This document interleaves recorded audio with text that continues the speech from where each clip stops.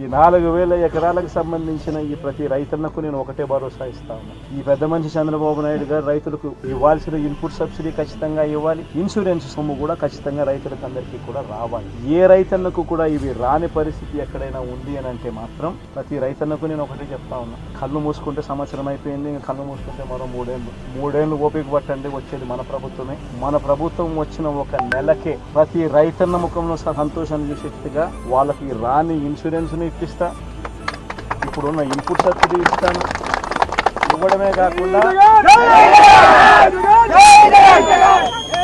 కాకుండా ప్రతి రైతన్నకు 2023లో ఏ రకంగా ప్రతి రైతన్నకు 50,000 రూపాయలు మళ్ళా ఇచ్చినట్టుగా ఆ డబ్బు కూడా మళ్ళా ఇచ్చే కార్యక్రమం కూడా ఖచ్చితంగా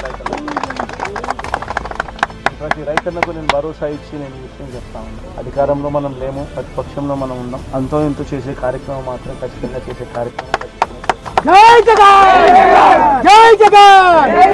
అది రాబోయే రోజుల్లో అవినాష్తో నేను మాట్లాడుకుని అవినాష్ ప్రతి రైతు మేలు జరిగేట్టుగా, ఎంతో కొంత మేలు జరిగేట్టుగా అవినాష్ ద్వారా అది చేయించే కార్యక్రమం కూడా చేస్తాం.